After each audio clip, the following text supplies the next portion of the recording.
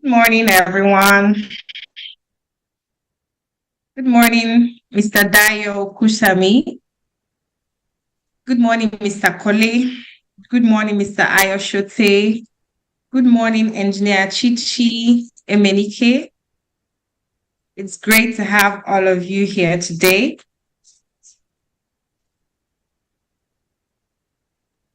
Good morning. Okay, Engineer KOLE, can you confirm you can hear me? Yes, I can hear you loud and clear. Okay. So good morning to our panelists. We're very honored to have you at the first edition of our events.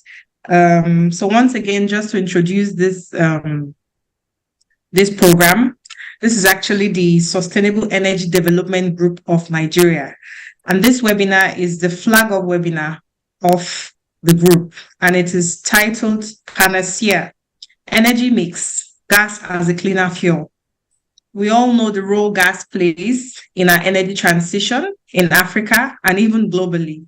So gas is a topic that is recurrent because of its very unique and important role in scaling up Nigeria's energy future, in scaling up Africa's energy future, and in scaling up the energy future of the globe. So first of all, let me start by introducing myself. My name is Sandra Osinachi Wandem. I am an energy consultant, and I work with the law firm of Tokbe Adebayo Legal Practitioners, TAP, Lagos, Nigeria.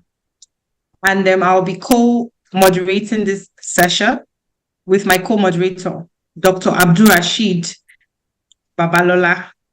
Dr. ABDULRASHEED, can you please introduce yourself? Thank you. Very distinguished Iron Lady in our midst today. My name is Engineer Dr. ABDULRASHEED Babalola, a National Executive Member of the Nigerian Society of Engineers in charge of the Professional Development arm. I'm happy to be here this morning to serve as a co-moderator to today's event. As you may be aware,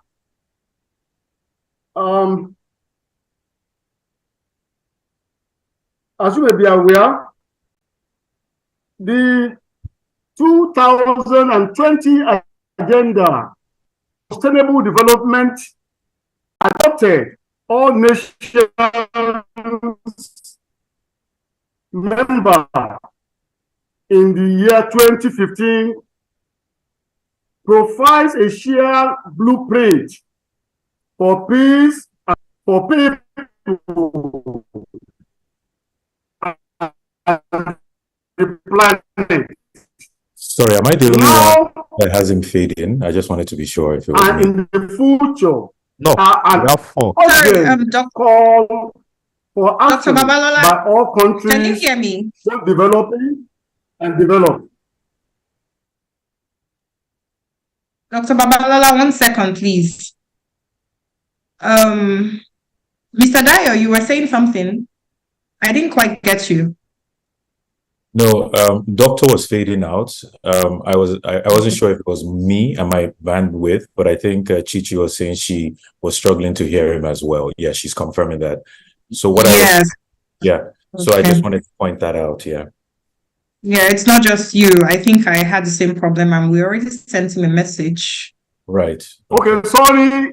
I was only trying to. It's okay. I've introduced myself. I was trying to give us the background of the sustainable developmental goal and how we come about it, which is an offshoot of what we're having today.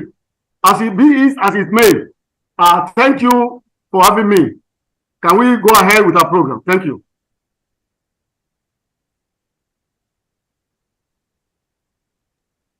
Co-moderator, please. Thank you very much, Dr. Babalola. We couldn't hear most of what you were saying, but I believe you were talking about the reason behind this program, the Sustainable Development Goals and the UN Paris Agreements of 2015, which is an offshoot of everything we're talking about today. SEDG7, access to energy for all, equitable access to energy for all, actually. So thank you very much for that wonderful and brief introduction. Mr. KOLE, the next on our program, I believe, is the national anthem. And then we move on to introducing our guest of honors today, as well as our panelists. So can you confirm that that's next on our program for today, Engineer KOLE? Yes, it's okay. That's the next.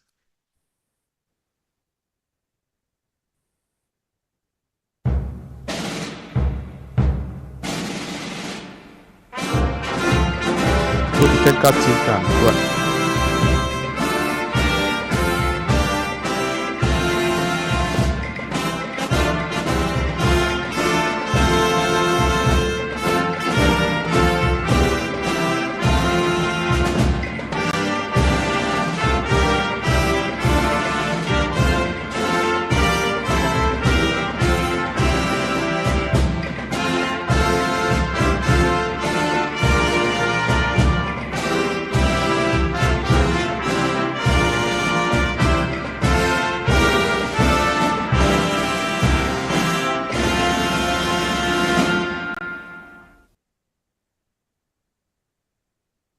Okay, once again, good morning, everyone. With us today, I would like to introduce the president of the Nigerian Society of Engineers, who is with us this morning, Engineer TASIU Sahad, GIDARI WUDIL, FNSE, FNI FNIM. He is the chairman of today's occasion. Also, as a guest of honor for this program this morning is Engineer RABIU, FNSE, FAENG, MFR, the immediate past president of the Council for Regulation of Engineering in Nigeria. Also, with us is Engineer Margaret OGUNTALA, FNSE, FNISAHE, the Deputy President of the Nigerian Society of Engineers.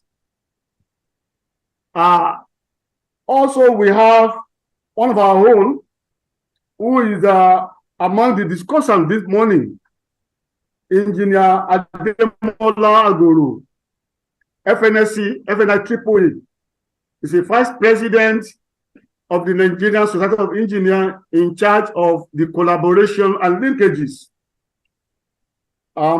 Once again, I'm pleased to be here. My humble self, I am also in charge of the professional development of the NSC.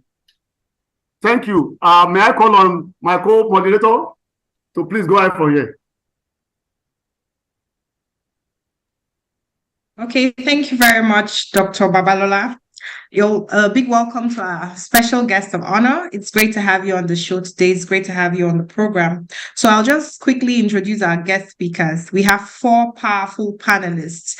And I actually like the selection of our panelists because I believe that they'll be able to speak to our topic today from the different angles, different sectors of the society. So first of all, we have Mr. SHOTE. Mr. SHOTE is the Chief Executive Officer of QSL Gas Power Limited. You're very welcome, Mr. SHOTE. It's great to have you. And then we have Mr. SHOTE. Do you want to say something to us this morning? Okay. Okay, thank you. Okay, we also have one of our speakers, Engineer Ademola Agoro, has already been introduced. Well, I feel it's important since I'm introducing the speakers. Mr. Dr. Engineer Ademola Agoro. He's the Managing Director and CEO of Protege Global Services Limited. You're very, very welcome, Mr. Agoro. It's great to have you on the program this morning. Thank you. Thank you, sir. And we also have a powerful lady in the house, a woman that I admire, her tenacity and her boldness. We have Engineer Chichi Emenike. She's the head gas ventures at Nekonde Energy Limited, in charge of OML 442, a very prolific field. Welcome, Engineer Chichi. It's great to have you on the sessions this morning. Thank you, Osinachi, and good morning to everyone out there. I hope I'm being heard properly. Yes, we can hear you. Yes. Thank you. And then I have my very respected senior at the bar in the house today, my colleague, Mr. Dayo Okunsami. Is a partner in one of the leading firms in Nigeria. He's a partner in Templars, and I believe he's in charge of the Energy and Natural Resources Practice Group of Templars. Thank you so much, Mr. Dayo. Thank you for being so early. You were one of the first speakers to turn on your camera this morning. We appreciate your attention to details and your time. Although I should confess, I'm 1 hour behind you in Ghana, so maybe that's why I'm early. But thank you for the welcome. Oh, I see. How is Ghana this morning? Fine. We have an office here, so I'm working out of our Ghana office. Oh, I see. Well done. Thank you for taking our time to join us this morning. We really do appreciate your presence. Thank you. Okay, so we're a few minutes behind time, and we've already been informed by Engineer Agoro and Engineer Chichi that they may be running off soon because they are pressed for time and they have other engagements for today. So perhaps we'll just start our questioning from Engineer Chichi. Ladies first. So let's start with Engineer Chichi. So our topic for today, like I had said earlier, is PANACEA, energy mix, gas as a cleaner fuel. We know what has been going on in the world. I mean, it's we're in the global transition journey. Everybody's aware that the developed countries actually want a complete transition from fossil fuels to renewable energy or to cleaner forms of energy. Although the United Nations have agreed that gas is actually a cleaner fuel for Africa, but there seems to be, there is no consensus as regards that, because we still have America, for example, a superpower fighting against renewable energy, fighting against fossil fuels, sorry. So now we're talking about gas in the energy mix. And perhaps I'll just start with Engineer Chichi with the first question. My question for you this morning, Engineer Chichi, is considering where Nigeria is in our energy transition plan. Now, Nigeria plans to transition completely from fossil fuels to renewable energy by 2060, according to its commitment to the UN Paris Agreement. Let us see the possibility of that and the place gas will play in this whole energy transition plan. So the question is, there's been a lot of excitement about the recently relaunched Nigerian Gas Flare Commercialization Program, the NGFCP, that it just granted about 42 permits to 42 companies to have access to flare gas. And this is a welcome initiative of federal government because it's actually leading up to its commitment to climate change, to reduce the negative effect of climate change. So as somebody in the gas industry, can you tell us the progress that these permit holders, the access to flare gas permit holders, have made since these permits were granted? And I'd also like to know if your company also was one of the beneficiaries or applicants of this permits. What progress have they made so far? And what other projects have the federal government of Nigeria embarked on to actually show its commitments to, reducing the negative effects of climate change in Nigeria? Thank you very much. And once again, good morning, everybody. I will go straight into the question. I will not beat around the bush. When you talk about gas being your transient energy and the carbon footprint that the rest of the nations are worried about, the truth is our carbon footprint here in Africa, and even if you come to speak specifically about Nigeria, is nothing compared to what they've done out there. Okay, so whenever we're talking about energy security, it is key that we keep our eyes on our own resources and develop our own plan to take Africa and indeed Nigeria out of these issues that we've been dealing with. Now, you specifically mentioned this, the Nigerian gas flare commercialization program. So that's a laudable initiative the government started running with. It's been a while, actually. So I'm one of those who's been lucky to play the entire value chain, okay, for gas business and even indeed the oil and gas. So I've done 25 years as a working engineer. About 11 of that has been in the gas business. Now, this program was started probably about 7-8 years ago with the World Bank, and then when all this talk about clean energy has started, it was first domiciled in the Ministry of Petroleum Resources, and then we tried to do all we could, working from different angles of the value chain, and eventually ended up with the regulatory DPR, who did a lot of engagements. Now I moved over to OMF. I've been on OMF 42 for about 5 years. Now, OMF 42, just for those who may want to know, is a producing asset. We produce crude, we produce gas. Our gas volumes are of two types. We have the AG, which is associated gas, which is gas that comes out of our crude drilling activities. Just so you know, this is an old shell asset which we bought about 12 years ago. And then we have the non-associated gas, which is the real gas volume. So we're talking about today, we can confidently say over 3.8 TCF of gas, and there's still studies that may ram that comfortably up to about 6. And that's my mandate. That's the mandate I've run with over time. Now, this particular program, I have been lucky to see from different sides. So if you want to talk about what has happened so far, yes, you're correct. Recently, about 42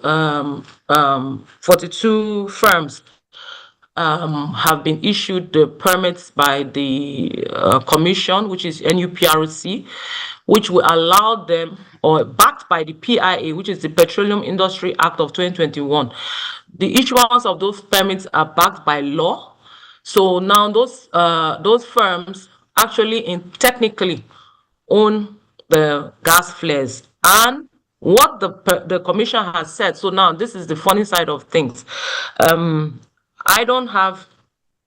wasn't, so on OMF 42 weren't issued permits. Unfortunately, we have some few volumes that were put in the baskets. We've been doing engagements with the regulatory. We have infrastructure, we have capex, we've deployed over time, so we got this asset. Like I said, Shell actually recognized that this asset had a lot of gas. So across fields, we have 4 producing fields. Now across those 4 producing fields, we've been deploying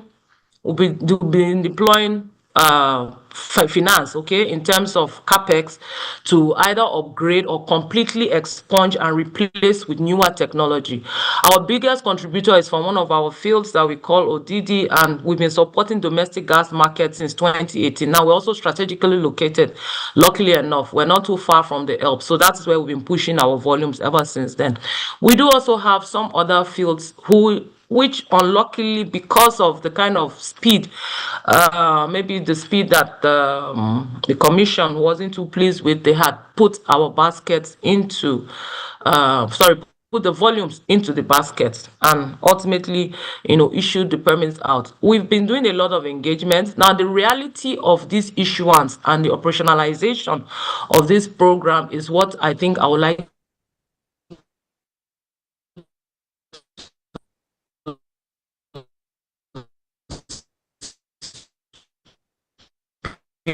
we don't do anything, we are still flaring. We've done some work, albeit not, across board as a nation, is not completely significant. But of course, the regulatory has used both penalties, their regulations they've drawn up, and like I said, they are backed by law.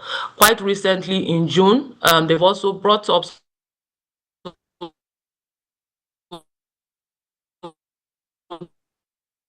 the retroactively. Now that's a big one. What is also further 6 is to make sure that if you own flares, you do all you can to make sure you're shutting down them ASAP. Because for those of us that do run crude alongside these gas businesses, if you're not careful and you dump those penalties into your economics, it makes a total mess of it. Now, some of the arguments we've had over time, and I said I'm going to speak to this in the reality of the doings, and this is just so that the public learns and all of us make sure at the end of the day that this program actually truly works.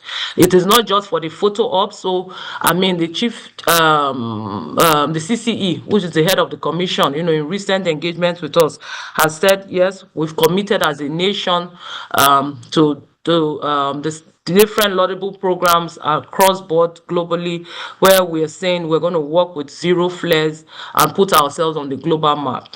Now, if you look at what has been awarded vis-a-vis where some of these assets is, so I'm going to use ours as an example. So what I've been saying to the commission really is we would need, at what point there has to be a synergy that needs to be tapped into so that we deliver, and they also help to midwife the delivery of what they're seeking. Because for some of us, example, our own asset operates in the heart of the Niger Delta. Now, when you're thinking about gas business and truly making money out of gas molecules, you're talking about money. Dio is your colleague, I'm trying to remember her name now, my friend, who used a term some time ago, Yetunde, that I always use. Gas investment requires long money. Long money simply means, am I correct? That's the name, right, Yetunde? Yemisi, close. Yemisi, sorry. Yemisi, yes. I'm so sorry about that. Yemisi, yes. But you got the quote right, yeah. Exactly. Yemisi always talks about long money. And long money simply means you're looking for money to invest in gas that can take that kind of tenure that is required. Gas investments are not crude investments. Crude investments also come with wiggle room that allows for your mistakes and whatever you made. Gas is a nice buffer for your E&P business, but you need to get it right.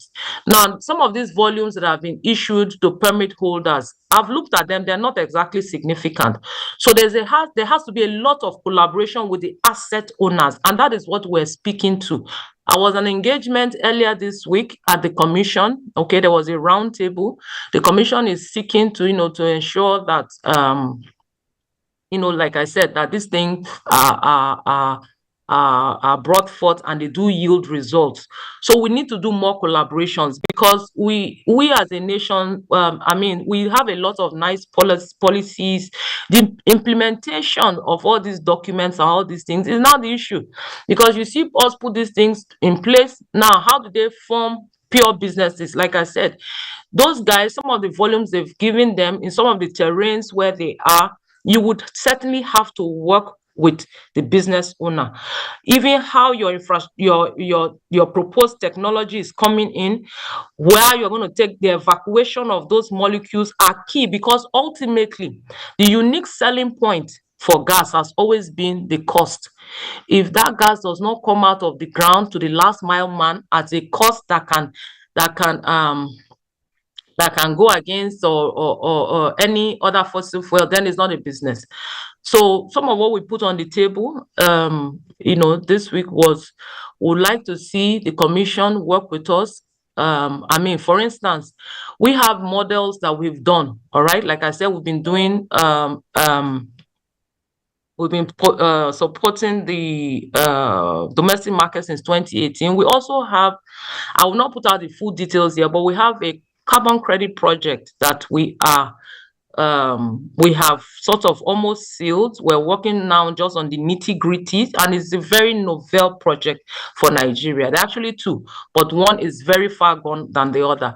And we're doing this with our partners. So just, for those who don't know, OML42 is a JV, partly owned by government on the 55, and we're doing 45%. So NEPL, which is the E&P arm of NNPC, is our partner. We have these carbon credit projects that we've been working on. One has gone significantly far. We're looking now at the infrastructure. We're looking at the agreements, the rest of the agreements. We have some that have been signed, and that we just see, we see a very novel project coming into place, and it's ultimately targeted at reducing the flares. Carbon credit projects simply projects that are targeted at earning credits, or if for lack of using very big words, earning monies for reducing flares or GHG emissions wherever in the world. And some of these models that we are running with in OML 42. So across board, Osinachi, I think where I will land this would be, there needs to be a lot of collaboration. And that was one thing I said, to the commission. They need to midwife this, because you are bringing third parties into running businesses, into existing infrastructure, into so there's so much that has to be worked around the compatibility. We also need to be strongly convinced that these fellows do also have the capacity and the capability to deliver, because the funny thing that is happening is, in as much as technically these volumes have been awarded, the commission is still giving us penalties on those volumes. So like I said, the doings of this thing is we need to look at them again. Whilst we plead with the commission, I reminded them all the time, they said they are business enablers. They really need to look at how they encourage us, because when you come into the running of a business, I sit on this business, I don't only head gas, I have gone into all aspects of the business because I want to succeed in gas. So that has had me understood the business from I talk to lenders, I deal with bankers, I deal with, any part of the business you can imagine, even with the crude. For instance, I said we have AG. So one leg of that AG has me running the entire wing on operations and technical team, because I have to deliver, on my gas agreements. So for me, this will be it. It's just those permits have just been issued. We'll see all we can, since we're even on the other side of the fence, to see that ultimately we deliver what the government is seeking. I don't know if I've spoken well to this, and of course, if there are questions, I can also deal with it. Thank you. Thank you very much, Engineer Chichi. You've spoken so well. In fact, you gave us an elaborate answer, and I'm so happy because you are somebody who is in the industry, playing in it right now. And you've been able to broaden our knowledge, because this is a learning session. I'm also learning. And thank you very much. So from what you have said, I heard some things, that volumes of gas that have been given via this permit to access gas by the NUPRC, acting on behalf of the federal government of Nigeria. Thank you for saying that that is backed by the Petroleum Industry Act of 2021. Yes, the federal government of Nigeria actually has the right to all flare gas at all flare stack. And it has empowered the commission to actually grant those access to permits, those permits to access flare gas to these companies. So now you said the volumes are insignificant. So I'm going to be talking about different things. So let me correct you before you go further. Not all the volumes that were, so I was speaking specifically to 42, and I've also looked at the list. So they do have some volumes in some or some assets that don't make sense. And ultimately, what needs to be understood, particularly when you're talking about creating a business out of gas molecules, volumes are important. All right. So even the ones that were given off our fields are not that significant. Okay. So just so you know. All right. Yeah. Okay. So go ahead with your question. Thank you. Thank you very much, Engineer Chichi. So talking specifically about, for example, OML 42, that the volumes don't seem significant. Does that make the business unprofitable? Looking at it from the business side of things, does it make it unprofitable? Does it make it something that's worth embarking on?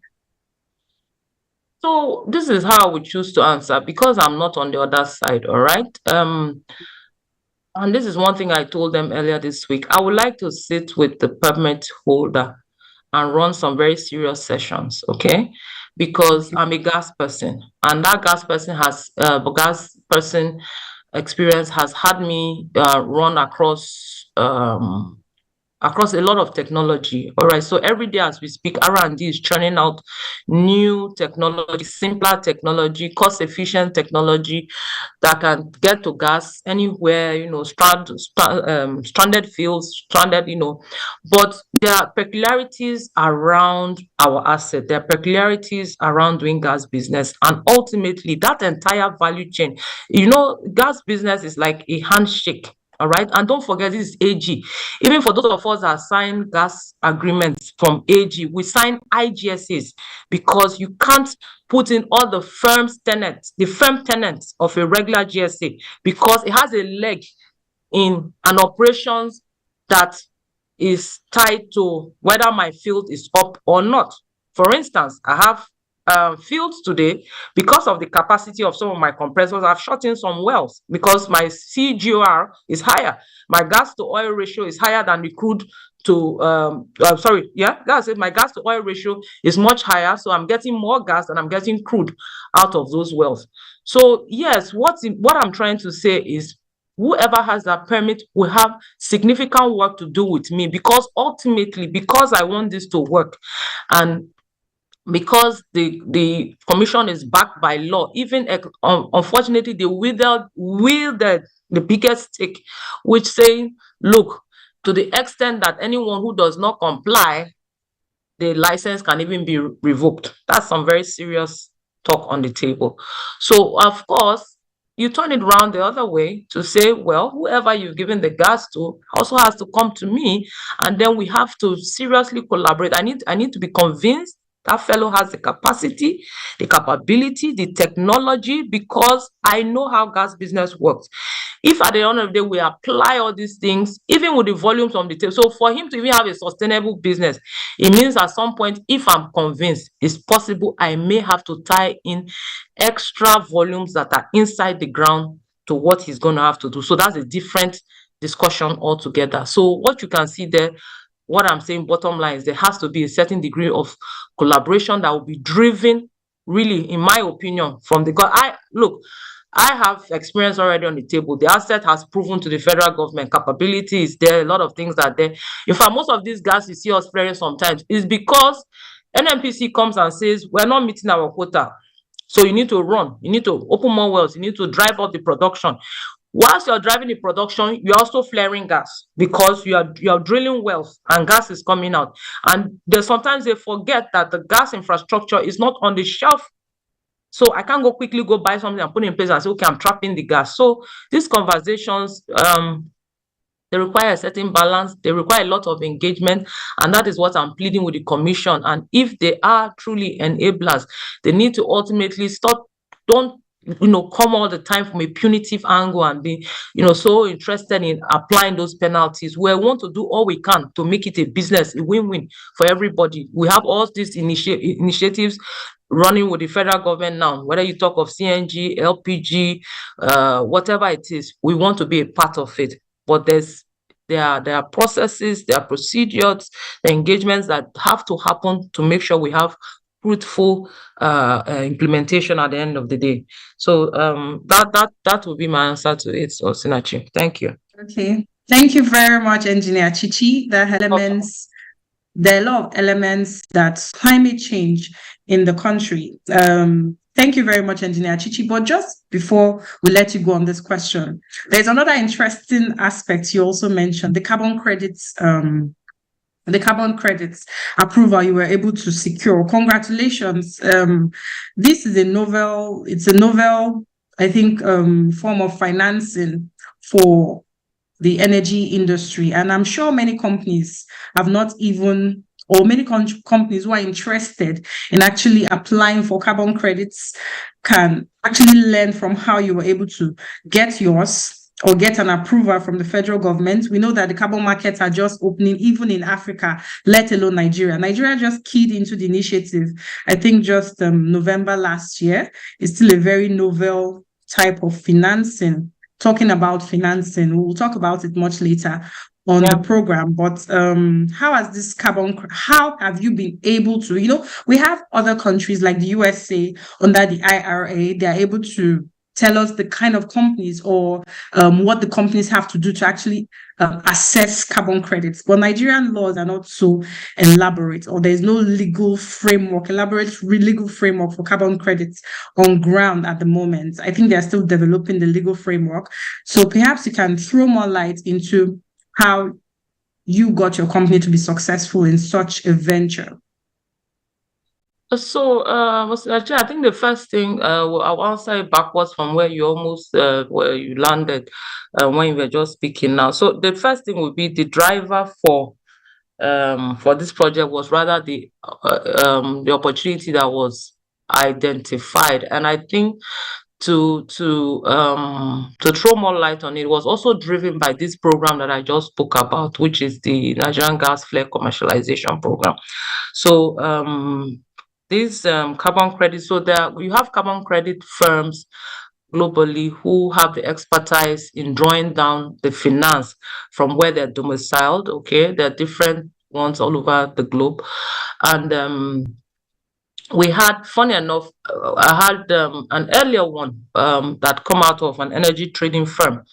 Okay, but the total arrangement was two-winged. So they provide finance for infrastructure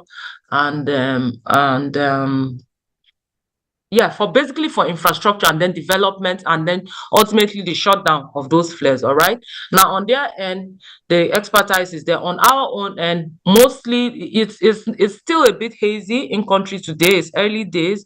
There's not much experience, but then the other leg would be with the Federal Ministry of Environment, who also truly, like you said, don't have, all right, they're all governments. So you can also call them cousins to the Federal Ministry of Environment. All right. Yes. So that particular project, and in both cases, has finance coming in to provide infrastructure. We capture the flares. The good thing about it, we earn carbon credits from year one, and then at some point the infrastructure becomes ours from the JV, and then we have the rest. I mean, I can't say too much, but then we have the rest of the tenants of the agreement that leads up mostly on the commercial side, how the rest of the years are structured. So earning those credits. It's very novel because I wouldn't want to put too much out there. Maybe offline, people can engage me through your organization and we can talk about it. But we're learning a lot. Even the lawyers in our organization are pretty excited about it, because we've seen this arrangement completely different from our typical, completely different from our gas sales agreement, completely different from all the kind of crude agreements and stuff that we've dealt with before. But it's a very laudable kind of project, and it will have us turning around things on OMF 42. We have a second one. So what this one has helped us to do is the second one, which actually came to us first. It gives us some idea on how to quickly close out that one. But ultimately, the JV retains its title and rights to our gas volumes. Okay, it doesn't belong to the party. The carbon credit firm has no hand in our gas revenue. We still sell our gas revenue and then we earn carbon credits. So it is a very interesting project that actually sees us gaining a lot, and then we shut down the flares and then put in place beautiful infrastructure that we'll be very proud of. So I will just put this much out there, and then like I said, if I can, maybe offline, discuss about this later. I hope that has helped.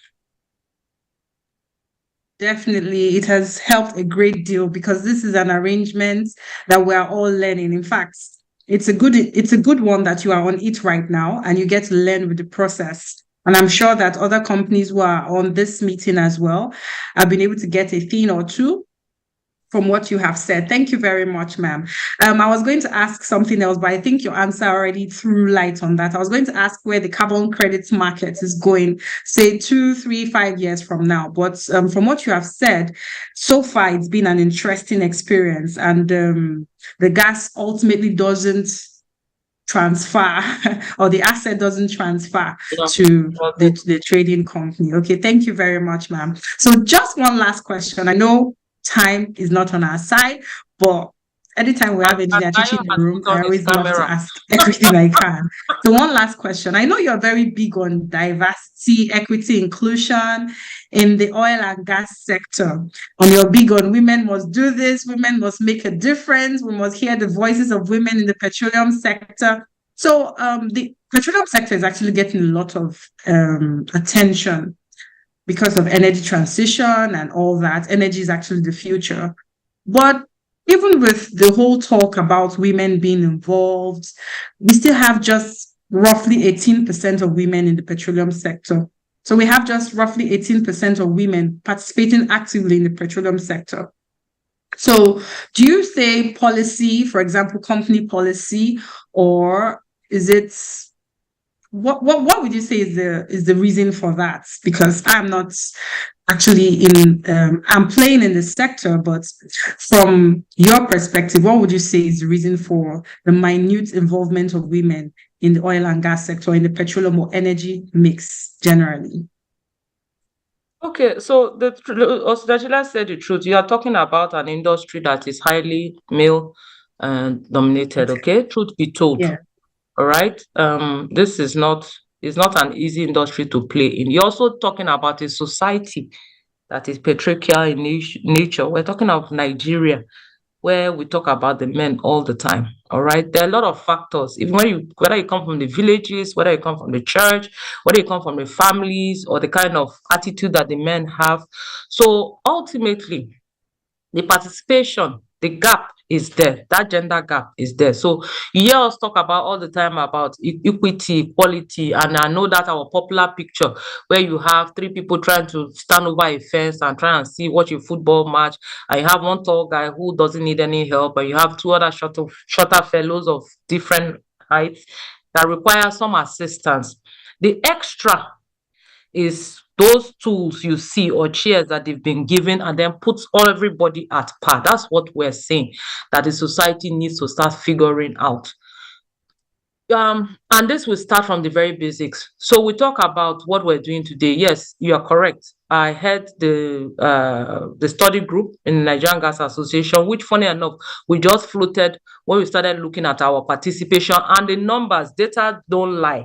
You don't have a lot of women operating in this industry. In fact, it becomes worse when you now progress along the ladder for people even like me. Today, I'm the only woman here that operates at this managerial level. Even when I go to the fields, I look out I can't find the women there. The last time I went to 8 platforms, including our FSO. What I saw was just one lady, Rita. She works in instrumentation. Now, we also need to understand this thing that some of this terrain, vis-a-vis the kind of work that needs to get done, is not exactly what a woman can easily do. And let us not lose the conversation between what a man can do, a woman can also do. All right. But what we're saying is there needs to be that encouragement. Can we even start from the basics? So whether it would be offering, encouraging more girls to do. So we're doing things. So I'm also working with the Women in Energy network. I'm also VP upstream in that group. I was a founding member. We're also putting together different programs we've started running. We've had some programs we've run successfully so far on smaller units, but doing well. We've done some recently with Unilag, and we have some plans to see what we can do for 2024. And I've also fostered that collaboration for ourselves at the NGA. Like I said, I had the group on diversity, equality, and inclusion on NGA. Osinachi, we would just have to start putting in places things, not necessarily policies. Like I said, we're too good with policies, and then our run is a problem. So some of these programs I've spoken to, mentorships, encouraging girls to join the STEM programs, whatever companies that can support can do that. I have a funnel of activities which I have planned out on the NGA side. I mean, I wouldn't be mentioning it here, but as we go, for those that follow me, we see what we will be doing. We're looking for a lot of collaborations where we can create those opportunities for women, even in business. So today we're talking of gas businesses. How can women access financing that can even have them, even if it's at the tail end of the value chain? So if I'm talking about LPG businesses, cooking gas business, what can we do to encourage women to play more? Because even when you talk about energy security, Osinachi, you're even talking to women who, funny enough, if you look at this LPG business, you are talking to women who all the time are dealing with all this kind of dirty fuels and some of these things that affect them even health-wise. So when you even come on the corporate end, then companies need to also look into how we put in place HR policies. So even here, I'm very deliberate about when we are hiring. We don't often hire, but we have all these internship programs and some of these things, and we give a quota that is targeted to women, ladies, girls. The girls in the office, I know how I purposely drive them, because this is where the thing lies, and people need to understand this. The women also need to prepare, because nobody is going to give you a chance just because, okay, we're trying to fill out. If I don't fill me in because of a number, I'm not interested. Let me stand at that table because you agree that I've earned my place at that table. All right. I have done 25 years in the industry. I can mark you on so many things. There are not so many women that operate in E&P today, but I know the kind of experience I've garnered, and take it. The data still speaks. So whether you go take McKinsey or take one of those reputable firms that are rolled out report, you see that companies that even have women at the boards, they do better.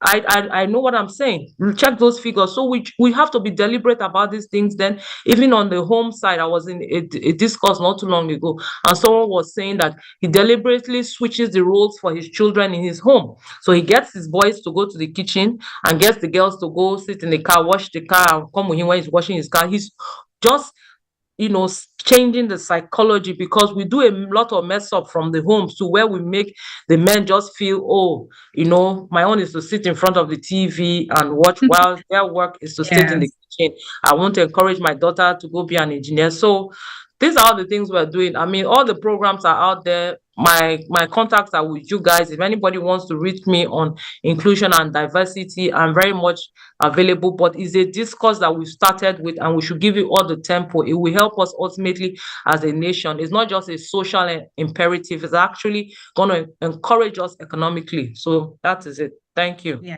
Thank you very much, Engineer Chichi. Thank you for all the work you're doing in that regard. And women you've had, women on the call you've had, be competent, be about know your onion, so that when they're going to give you a chance, it's not out of pity. It's because you actually are worth that chance, and they trust that you will deliver. Thank you very much, Engineer Chichi, for your contributions. We do appreciate. Thank you for everyone who has stayed on the call. I'm just seeing a message on the chat box where Mr. Dio says he'll have to drop off at noon. So I don't know. Engineer Agoro, can we take Mr. Dio's questions next? I'm flying out of Ibadan very soon. That's the issue. No, please go with Engineer Agoro. Let's just take 5 minutes from each No, speaker. let Engineer Agoro go. It's fine. Thank you very much. No, it's fine. Okay. Thank you very much, Mr. Dio. So my co-moderator seems to be off the call. Go ahead. Dr. Baba. Okay. Go ahead. So thank you for staying on, and sorry for the delay. Actually, Engineer Agoro, we're aware that your company, Protege Limited, plays in the areas of metering solutions, offering metering solutions, electromechanical works, and automation, some other of those services you provide.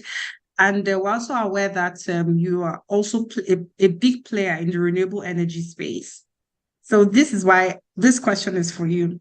So I'm sure, being a player in the renewable energy space, you were one of the people who were excited about the enactment of the Electricity Act, the newly enacted Electricity Act in June.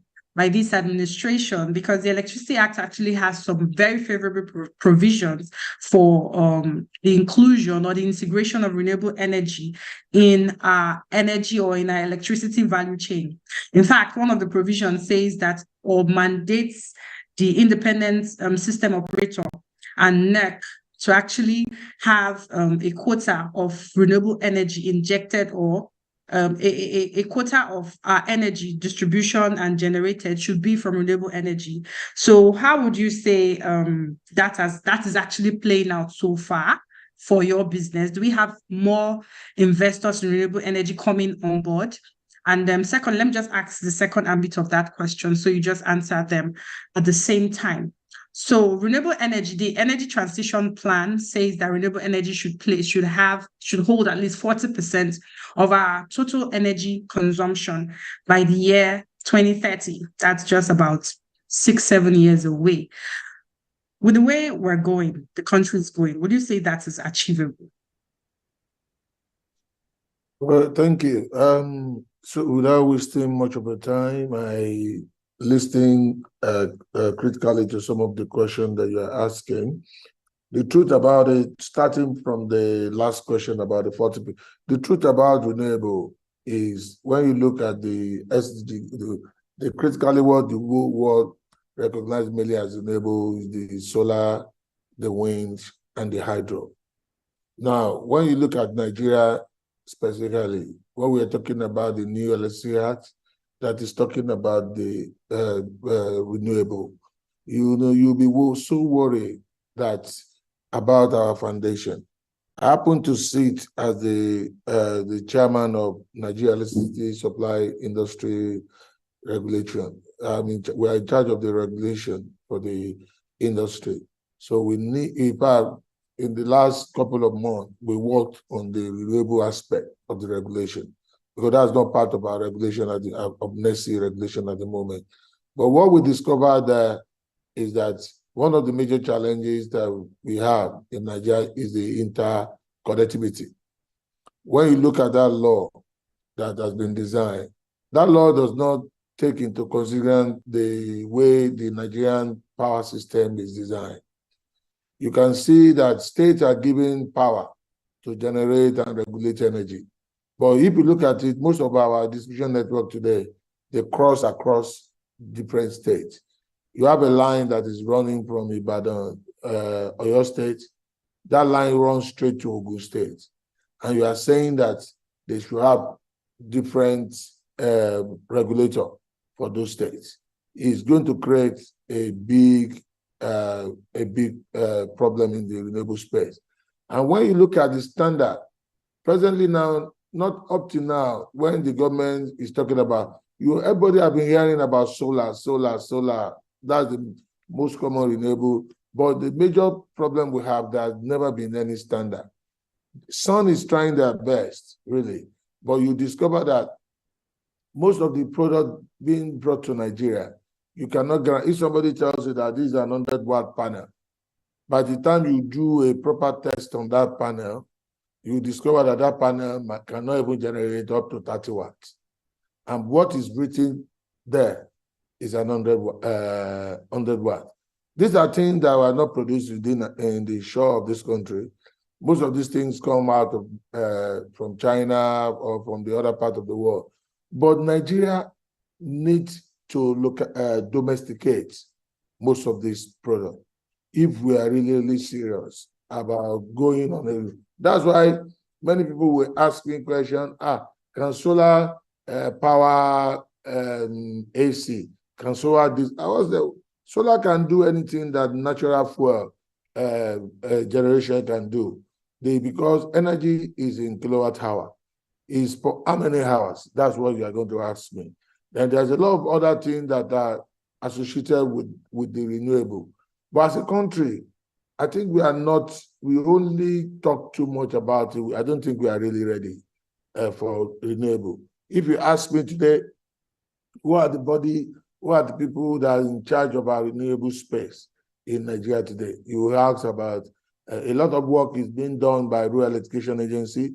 But when you look at most of this job, you will be ashamed In fact, you will be wondering that, is all these things really achieving what it is set to do? Because when you look at them, they say, they want to do solar home system in different, but when you look at the components, everything that is being deployed, the kind of equipment that is being deployed, you will wonder that whether we are really serious as a nation. Because sun that is supposed to be in charge of standard, they lack capacity in terms that's a basic thing that they can do. And that is where engineers will need to have a real collaboration from the design to the engineering, procurement, and construction. If we really, really want to be serious about implementing renewable in this country. And we need to localize most of the things that we are doing. There is nothing, we did some projects in the north. I can tell you up to even the structure. The structure was designed by our engineers. We only buy a flat galvanized plate and we design it, we cut it, we bend it. We're able to reconstruct the base for the solar farm. And when you look at, there are software now, I don't need to leave this place. Once I have your coordinates, I can tell you straight, I can design the kind of, based on the environment that you are, I can tell you exactly this is what you can have, this kind of power that can generate. I keep on telling people, if we are serious about the renewable space, we will spend little money in developing our power sector. There is nothing in engineering that says that you must generate, transmit, and distribute. You can do a distributed generation. If you want to do solar, do you know that if we have 10 kilowatts in 1 million houses, Nigeria, by statistics, have over 30 million houses. If government can say, okay, we are serious about this renewable, anybody, just like the way that can have a grade A 10 kilowatt system on their roof, and that can, if you have 10 kilowatts in 1 million houses, that's 10,000 megawatts, more than everything that we think we have in Nigeria today. But most of the system we are having here cannot be ascertained. Even most of the ones that REA say they are doing, nobody can be sure of the quality and the kind of power that these things are delivering. So if you are insisting that, okay, we want a grade A solar panel, we want people like Longi, we want people like Jinko, we want graded people that you can really measure the output of their panel. And you insisted that sun should only allow grade A panel to be brought into this country. Then you are sure that if you have 5 panels on your roof or 10 panels on your roof, you can easily monitor the numbers of, and this takes us to this energy. Most places abroad now, especially in Europe, in fact, their grid is saturated because people generating the money and they send it to the grid. So that what they are using in the night, the grid try to simulate the two together. At the end of the day, if you are not careful, you will not be paying anything to the utility. So being straight to your question, so when you took are we really moving towards achieving I don't think we are, on my own personal view, I think the country is not moving at all. We are not doing anything in that because we are. Thank you very much for your profound sincerity, Mr. Engineer Agoro. You've been very sincere with your answer. So it actually does answer the question. Nigeria doesn't have the technical capacity. We don't have ingrown equipments, the necessary equipments for generating renewable energy technology. Our technology, we're not technologically mature. We're not even close, according to Engineer Agoro, we're not even close. So that means gas will still play a huge role in guaranteeing energy security in Nigeria for a long time until we become technically financially, politically ready for the renewable energy future that we see. So that was where I was actually going, if gas was still going to play a major role in energy security in Nigeria's energy future. Thank you very much, Engineer Agoro. Please have a safe flight. Thank you for staying on this long. We apologize for wasting so much time. Okay, so my next question, we actually go to Mr. Ayo Shote, because I see Mr. Dayo Kusami has left the call. Yes, he actually said he was going to drop off at some point. I guess he has a meeting. Well, until next time, before we drink from his well of knowledge. So, Mr. Ayo Shote, yes, thank you so much for staying on, sir. Very patient of you. So my question to you, Mr. Ayo Shote, is that you're actually playing in the gas space. QSL is a gas company. And from what Engineer Agora said, drawing from what he has said, we see the very important role gas is playing. It's still going to play not just in Nigeria, but in Africa, because Africa seems not to be technologically ready for complete transition to renewable energy. So would you say that, so Nigeria has like the 6th largest gas reserve in the world. We are majorly more of a gas country than even an oil country, even though we didn't realize that earlier. So would you say that, so Nigerian gas is going to be important, both regionally, both globally. But a lot is happening in the African space, even globally, conflict-wise. So the energy transition plan gas is a key driver to Nigeria's energy transition plan. But as a key driver, the Nigeria-Morocco pipeline, which has been in the works, been in the pipeline for some time, has actually been stopped because of some conflicts in some African countries, like in Burkina Faso. The gas pipeline is supposed to go through Burkina Faso to end at Morocco. So would you say that these conflicts in Africa have a critical effect on Nigeria's energy transition plan and on energy security in Nigeria and Africa generally? Okay, yes, I believe so. When you look at gas, oil and gas basically is a natural resource. So when you look at conflict and natural resources, there are 2 aspects you need to look at. Number 1 is the fact that the presence of these natural resources in some areas basically leads to that conflict, right? And then also, the other part of it is that if there's no natural resource in a place, but an infrastructure, taking a natural resource from another country, right, through that country somewhere else, also that can cause a conflict. So the answer to your question is yes, it has an impact. But you've also then got to look at it from our exportation of gas, also our domestic use of gas. When you look at Nigeria, for example, maybe because I've been in the oil and gas industry now for almost 30 years. Yes, I've always known that Nigeria is a gas country. But the problem that we've always had, and I think Engineer Chichi alluded to that, and I think Engineer Agoro also alluded to that, is the fact that for you to develop gas, you need long-term funds.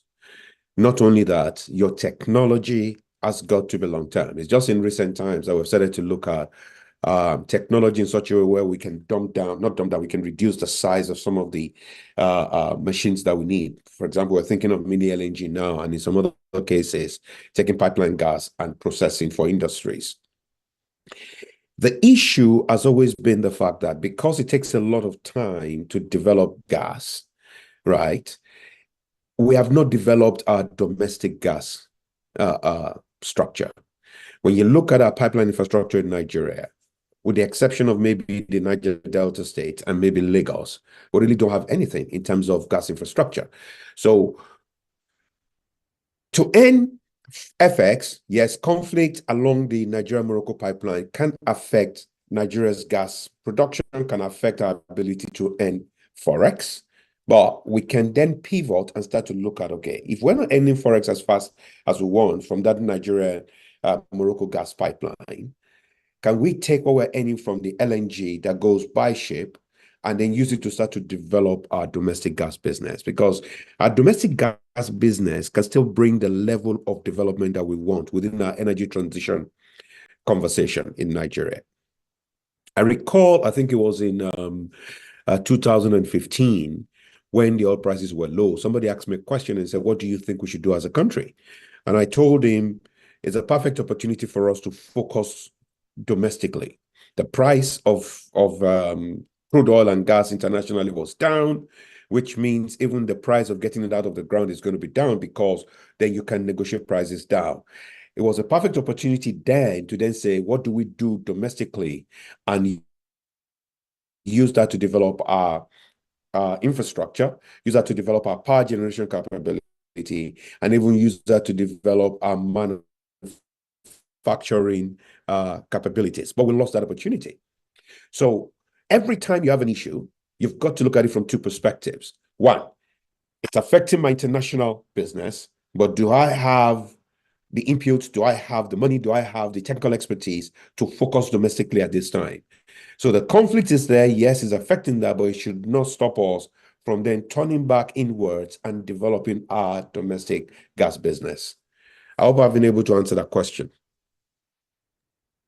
Yes, sir, you have. It's I really loved your answer. Very brilliant answer, because I believe what the federal government of Nigeria had in mind was to take advantage of the, global, or the war in the superpowered countries, Russia and Ukraine, to quickly scale up its gas exports, or to establish itself as a gas country, as a superpower in gas, without first of all looking inwards, without first of all developing its domestic gas markets, or its even domestic gas use to ensure gas security or energy security within. So that's a very wonderful answer. Thank you very much, sir. So focus inwards. That's what I hear you say. Yes, the conflicts are affecting us, affecting those assets that, extend into other countries. But then again, we have shipments. We can export gas or transport gas through ships. So we should get the money or the profit from that and develop our domestic gas markets or domestic gas infrastructure. Thank you very much, sir. So secondly, just my last question. We're already we're out of time. In fact, we're begging for a few minutes extension. My last question, yes, we're in the transition period. Nigeria is committed to reducing its emissions, to reduce it to net zero, to achieve net zero by 2060. So QSL is a gas company. We know that most of the negative effects of climate change we experience now is caused by the oil and gas industry. Majority of the pollution is caused by the oil and gas industry. So what is QSL doing to ensure environmental stewardship in the wake of the negative effect of climate change that we're experiencing right now? In your own little way, what are you doing to ensure environmental stewardship? Okay, so number one, I don't think climate change is caused primarily by the oil and gas industry. I think we've been given a bad name. I think it's a typical way of calling a dog a bad name so you can kill it. I needed to put that out there. And the reason, when you do a study, a research of how climate have changed over the years, even before hydrocarbons became our primary driver for energy globally, you will see that the climate has always been changing. That's number one. Number two, when you look at the carbon footprint that we have globally, and you then start to break it down into the constituent parts, you also see that the effect of hydrocarbon exploitation and usage on the carbon footprint is just about 5% globally. Now, the problem that we've had in the oil and gas industry is we have traditionally not told our story. And because we have traditionally not told our story, we've allowed other people to tell the story for us. So by the time we now start telling our story, of course, we're labeled as reactionary, that we're not following the bandwagon. I wanted to put that out there. However, when you then look at QSL Gas and Power, the other thing I would like to say that is very important is, when you look at the carbon footprint of natural gas, it's 30% less than that of oil. The issue we have in Nigeria is the fact that we have quite a lot of associated gas. So you cannot separate that impact from our exploitation for oil. If we stop today and we say we're not going to drill for oil anymore, and for the next 20 years we're going to drill only for gas, we have enough gas fields to ensure that we can still get enough gas for whatever we need, both for export and also for domestic use. Now, that's the background. So to answer you directly for QSL being a gas distribution business, from day one, we know that we are responsible for ensuring that sustainability is a part of what we do. So that's actually a platform of what we do in-house. The first thing we do is we ensure that we comply with all environmental regulations, right? How do we do that? There's no project that we do that we don't conduct EIAs, environmental impact assessment, right? That's one. The unique nature of our business, we are not in the upstream, so we don't drill for oil and gas right now. The unique nature of our business is we take the gas out of an existing pipeline, right? We build a facility to process the gas.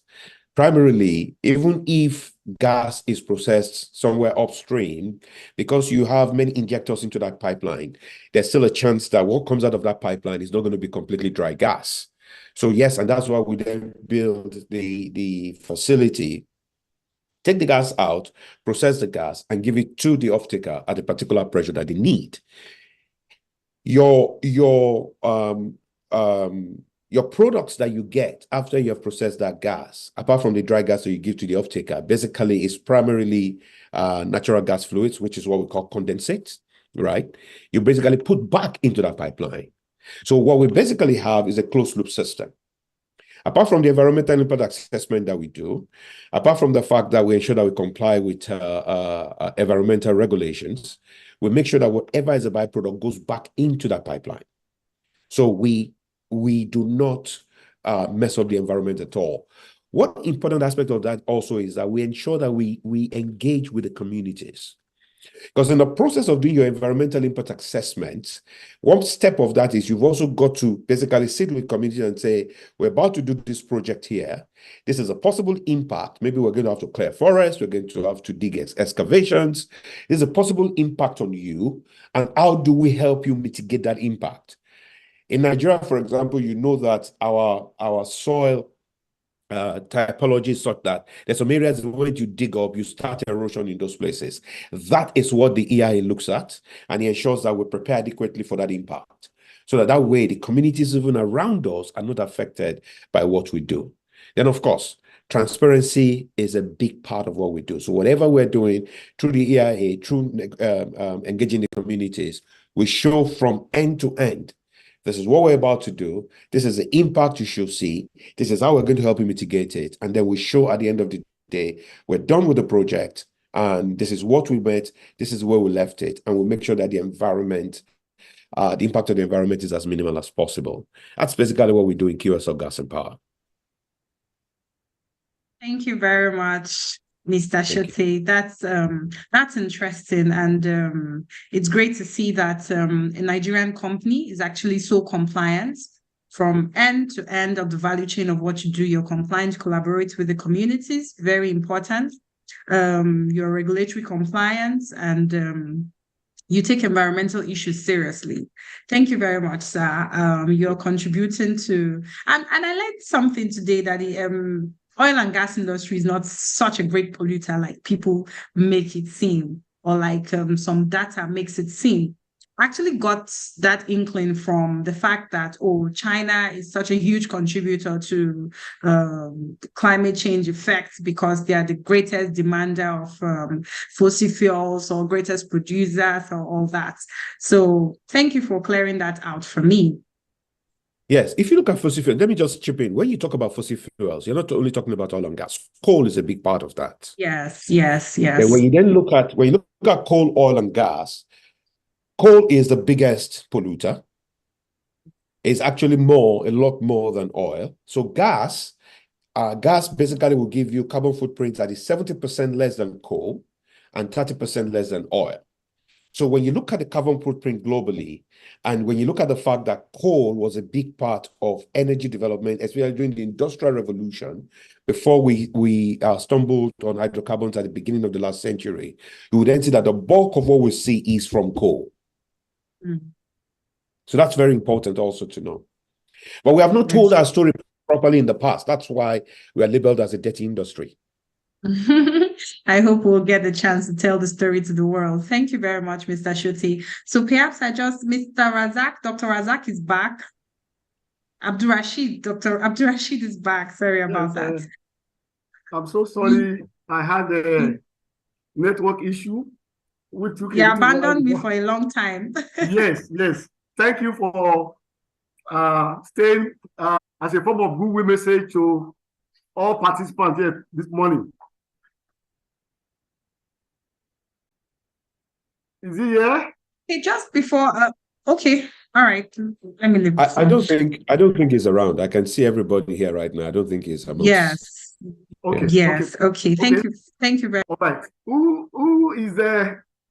Who am I going to engage? I wanted to actually appreciate Engineer RAZAQ, the Honorable Commissioner for Energy and Mineral Resources of Ondo State. He has been on the program from the beginning till now. Your Excellency, thank you so much, sir, for staying tuned, for honoring us with your presence, and for staying on, even now that we've exceeded the time that we actually intended to spend on this program. Thank you so much, sir. Maybe a word from you. Mr. SHOTE, please stay on. I'd like your final words and your final thoughts on something. Thank you. So, Engineer RAZAQ, if you're with us, would like to hear a word or two from you.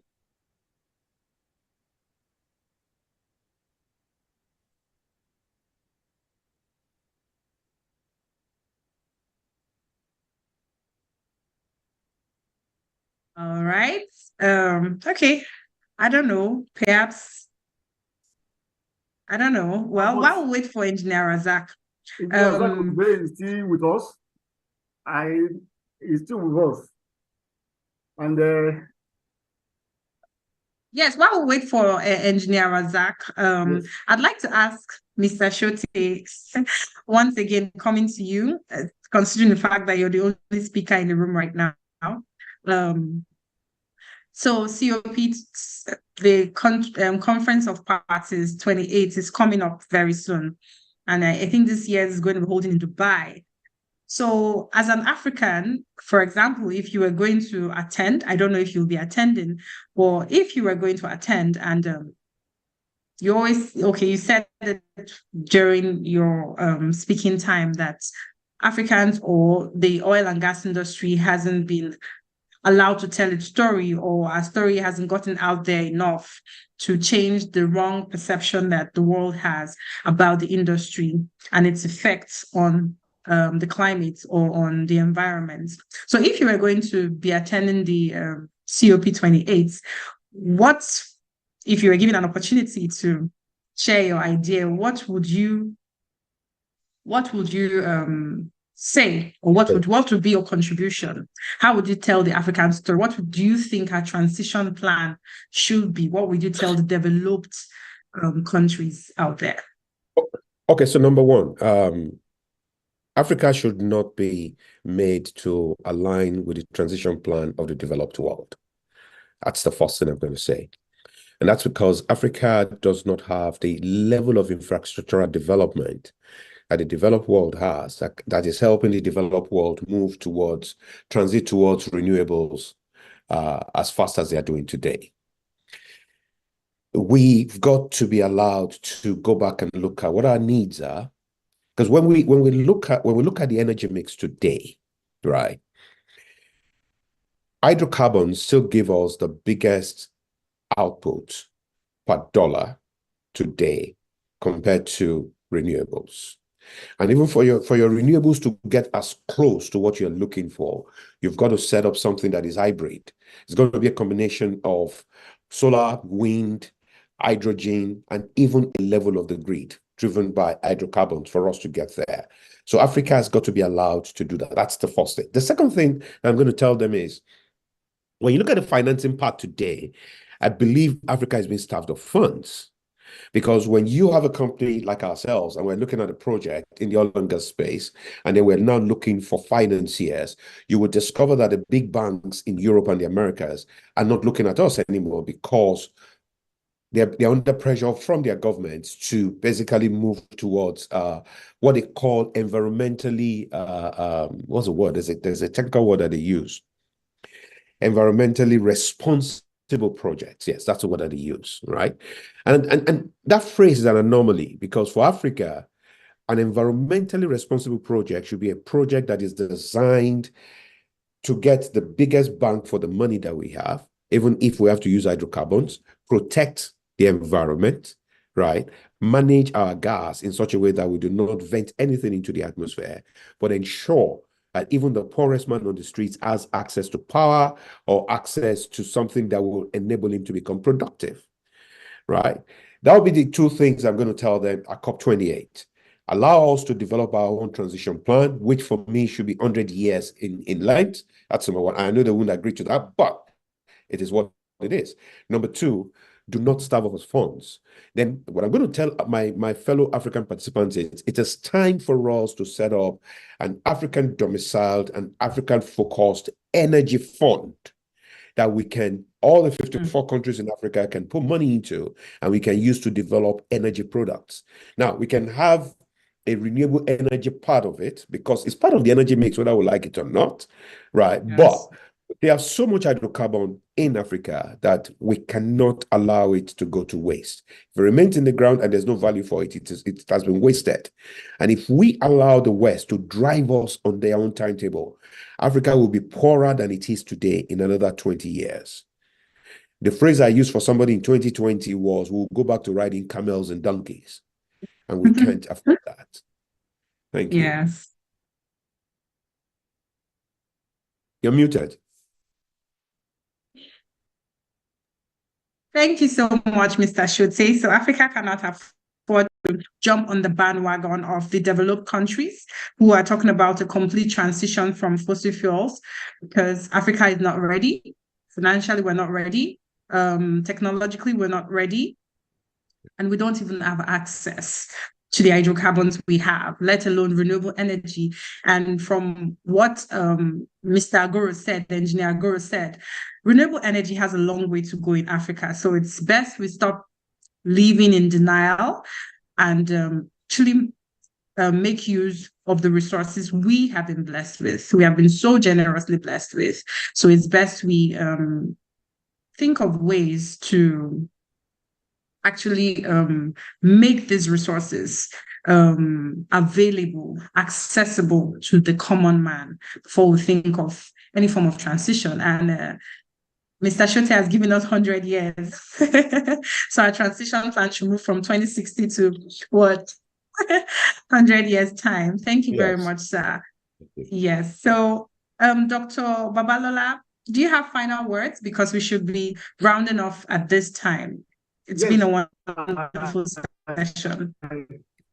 I'd like to appreciate Mr. SHOTE for his very comprehensive insights on gas development in Nigeria and, of course, in Africa as a whole. If he's still with us, I would like to just ask him this very simple question. In Nigeria today, we are all aware, and of course, the biting of the high price in white product, the premium motor spirits, the aviation, the dual purpose kerosene, and of course, the automotive gas oil as a result of the removal of subsidy. You, as an actor very active in the gas industry, what can you say? Because we, from what you have said earlier, gas, of course, we have it in very large quantity. And we have also seen a developed country where the main source of electricity, the main source of transportation is either CNG or LPG. So And from what I've said, you said we are not ready for. I mean, is this how we are going to be battling continuous increase in every day you wake up, you see new price, upon price, and whatever? So, what do you think we need to do? Thank you, sir. Okay, the first thing I think we need to agree with is that fuel subsidy has come in one way or form, and we've got to accept the fact that the price of petrol and diesel is not going to come down. I think the average man on the streets is still expecting it to come down. It's not going to come down. We can't, for as long as the government subsidizes it, we cannot afford it. The second thing is that when you look at consumer behavior and market dynamics, when it comes to the adoption of gas, CNG or LPG, I do not think that as a populace, and when I'm talking about a populace, a lot of times we ignore the average man on the streets. The man on the street that is not even used to using LPG. The average man on the streets associates explosion risk with LPG. So when you then tell them you're going to take gas and you put it in a cylinder in the car, that same fear is basically just transferred. And that is the problem. The acceptance is not as pervasive as we want it. That is what we must learn to do. Government must look for a way, one, to support prospective CNG providers, prospective conversion, CNG or LPG conversion service providers to be able to set up. When they are set up properly, even if that is where the subsidy goes, and government can monitor, because that's another issue. I know Engineer Chichi was talking about implementation being an issue. To convert a petrol or a diesel vehicle today to CNG is about 350,000. I think that's about 4 months ago. With the movement or with the effects that we see today, maybe it's even a lot more. How many vehicles on the streets can afford that? How many people, even the public transport operators, how many of them can afford that? Right? It's basically out of reach, and that's where the market dynamic comes in. So we've got, as a country, look at how do we mitigate that? How do we reduce the cost of that? Or how do we ensure that we can do the conversion and allow people to come back and pay in small bits? It has worked in other areas of the economy. How can we make it work here? And of course, the risk is that some of these people will get the service and they will disappear, right? Well, guess what?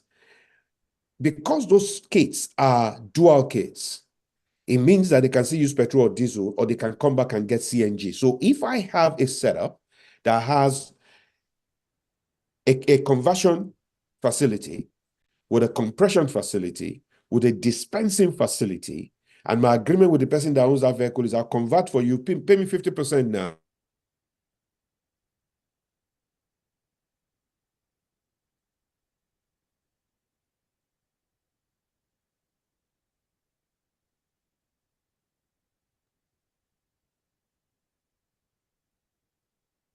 Hello, Mr. SHOTE. We lost you for a bit. Please, Mr. SHOTE, if you can hear me, can you check your network? Okay. Do we still have any of our guests? Okay. Yes, actually, while we wait for Mr. SHOTE's network to come back on or to cooperate with us, I'd like to quickly recognize the honorable presence of a very honorable member of the society in our midst, Engineer RAZAQ. Engineer RAZAQ is the Commissioner for Energy and Mineral Resources in Ondo State, and he has been here from the beginning of this program till this time. Engineer RAZAQ, I appreciate your presence. We all appreciate your presence. Thank you so much. Thank you for joining us. We're calling out to you earlier since maybe you lost us or something. Thank you so much. We'll like to hear one or two things from you. Thank you very much, everyone. When you were trying to reach out to me, of course, I had to multitask. The team that visited, they just parted, but I listened in as everyone spoke. I want to thank all of the contributors for those brilliant thoughts and pieces of advice. We are at a threshold where we must evolve and we must innovate. Gas resource is one of our biggest advantages, and we must leverage the same to get where we're headed. Not just for gas for consumption locally. We must ramp up pipeline projects, especially AKK and the Trans-Sahara pipeline project, and bring it to fruition so that our gas could reach Europe in no time. There lies billions of dollars because of our gas reserve of over 200 trillion cubic feet, and with potential to grow the reserves to up to 600. So it is the future, and the future is not forever. We have to act and act immediately. Our commitment to net zero by 2060 shouldn't remain in the realm of ideation. We must begin to progress things to execution. We could begin to put policy in place to say within 2-3 years, 20-30% of vehicles in Nigeria will run on CNG. We must match the same with infrastructure. I understand what the federal government is doing, but the state government and other partners and stakeholders will have to put their hands as well on deck to ensure that as a nation, we move past where we are right now. The caustic effect of the subsidy removal on PMS, it's likely because we heavily depended on the same. We had no alternative whatsoever. But now that we have got to a point where we did what Brian Tracy called "eat that frog," where that's what the president did by taking the bull by the horns, taking action, however abrasive, that is actually a launch pad to greater significance for Nigeria. No country should sequester 2-3 trillion, 4 trillion naira a year, about $9.7 billion a year on PMS subsidy on a single commodity. So that has gone, it has gone forever. We'll continue to adjust the palliative funds. If they put money where it should belong, don't put money you call palliative, where all of the things you are purchasing that's imported. Put the money in circulation, let the people revolve the same, provide the road network that works, take children to school and bring them back. Let civil servants and other people commute daily, have a far cheaper way or far more optimal way of commuting. If you get all of these things together, you realize that there will not be unnecessary pressure in our polity. So for what we could do, what I'll just add to gas, a lot of words about gas everywhere. I've been in all manner of meetings in the past 2 months. Gas has been at the center of what everyone is discussing. I think it's high time we began as well to look into our hinterlands. How do we get gas infrastructure? We currently truck gas from Edo State to Ekiti State to have gas-fired turbines run to generate electricity. Can we begin to work as well to some audacious projects to say, take gas to every state? Let's say, if you can capture the entire state in a region, just get into 2 or 3 places, states within a region. Then you cannot truck gas. It won't be as prohibitive as it is today. Then we don't need to depend on China, on India to build our own kit to even move the gas around. Can Nigeria as well say, NETCO and other technical organizations, SEDMB, work on this within a year or 2? Let our kits be made here in Nigeria, because if you check the cost of gas supply to all those power plants, the cost of keeping these kits at a location for longer than it should be is a good component of that cost. So we need to work on all of this so that we are not just evolving and talking about moving forward, where some key notes in that effort depend on external factors the country may not be able to affect. So most importantly, it's good that gas is being discussed and everybody knows that's where we are headed as a country, and it's about the only path forward. Thank you very much. I appreciate the time. Okay, sorry, before Engineer RAZAQ will leave us, it is a privilege that I'm meeting you once again. I know you are an oil and gas man. It will interest you to know I am currently at the city where you left, speaking from Eket at the moment. So wow. I know you are from what Mr. SHOTE said earlier, a form of advice to our government, and you are in government. So is it possible we sing this to our government, maybe starting from your own state? This conversion, we know that gas, CNG is cheaper, is cleaner, is safer, is healthier, even for our environment. We know all this. And we know we have abundance of it. Top of the production, the technology is there. But people may have difficulty in payment of $350,000 for conversion. So they will, even though they know in the long run it pays if they could have that access. So is it possible the government are sort of coming to pushing this effect for Nigerians? I don't know, maybe it will be a collateral. To this, you know, we have been hearing of a lot of pushing. There are so many languages that they have been, maybe this could be one of them by ensuring motorists at least could change this, and also in line with what you have said now, that we should have a lot of filling points at either region by region or state by state. So what do you think government should do, and how do you think you could implement it in your state, being a gas man? Thank you very much for that fantastic question. And that debate has been on down here. First, I would like to say I would not advocate outright doling out of cash or money in whatever form to people. What a government should do, and that it could do sustainably, is to actually create a credit system that they access and they can pay over time.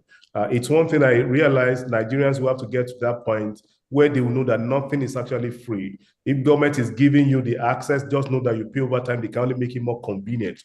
In our state, what we did say, when they said put palliative money to people, I said, let's start from civil servants.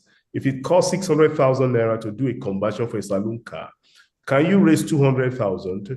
Then the state can bring 400,000, then we'll spread your payment over 24 months. That will make your payment convenient. And if you put that on what you'll have spent on PMS for that period, you realize that it's still far cheaper. And with that, we can pull in so many people on board. Beyond the civil servants, the people who participate in the public transport, using their organization as well, float some funds as well they can access, but they are paying back as they run their vehicles. So this is actually in the pipeline in our state, and we do hope in no time quite a number of our vehicles will have been converted to CNG.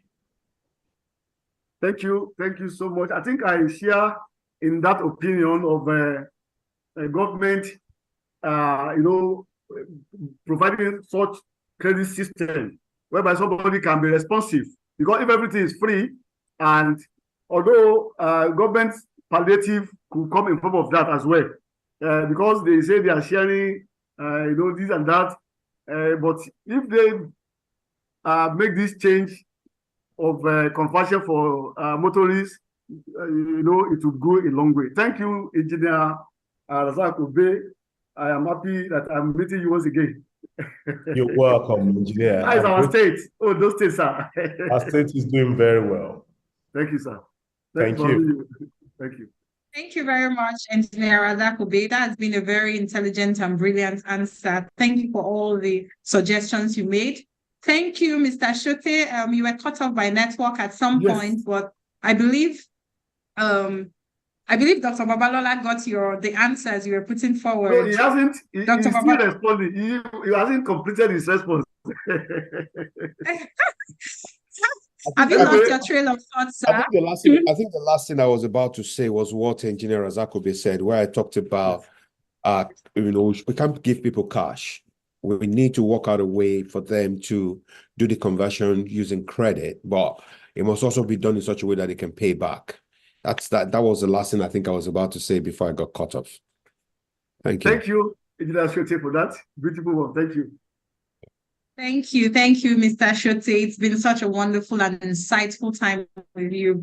We can't thank you enough for your time. So finally, before we close off for today, we'll just have a few words spoken to us from Engineer KOLE. Engineer KOLE is the convener of Sustainable Energy Development Group So thank you, Engineer KOLE, for convening such a wonderful program and insightful event, and for the topic, which is so trendy, which is a topical issue everyone is talking about, Africa. It's a good one for Nigeria as well. So what are your parting words for us, Engineer KOLE? Thank you, everyone.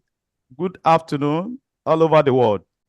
I want to appreciate all speakers, all special guests of honor, and the president in absentia. First of all, I will apologize on behalf of the president. We couldn't take Mr. Kusami.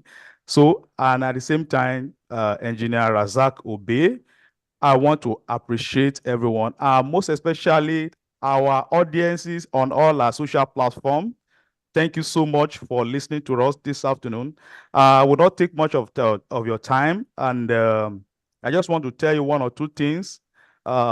Sustainable Energy Development Group is a group that talk about on our environment for Africa. Actually, we are not a government official, and at the same time, we don't work for United Nations, because we take some of our inspirations from SEDG7 that says we ensure the affordability, sustainability of energy for everyone. So we are just trying to do an advocacy, and at the same time see how we can make research and development on education, motivation, at the same time do a recognition of companies around us who can be of partnership with us. And on a last word, I'm inviting everyone to join us in this service for our continent and for Africa as a whole. And at the same time, this program is online meeting, and to be every month is a monthly program, and this is just a flag off. So by next month, we'll be having another sections. So lastly from here, I want to let us know that we will be doing meet and greet, as in we'll be meeting some company physically to share from their views, their experiences, and at the same time, we'll be taking some of their experiences back to our online program. Thank you, everyone, the moderators, the co-moderators, the audience, the speakers. Thank you so much. Bye from me. Thank you. Thank you. Bye-bye. Thank you, everyone. Bye. Thank you, everybody. Thank you, everyone. Thank you. Thank you, everyone. Thank you, Mr. SHOTE. Thank you, Dr. Babalola, my co-moderator. Thank you, Mr. KOLE. It's been a wonderful session, and do enjoy the rest of your day. From me, I thank you, everyone. We keep meeting every month. Thank you. Okay, bye-bye.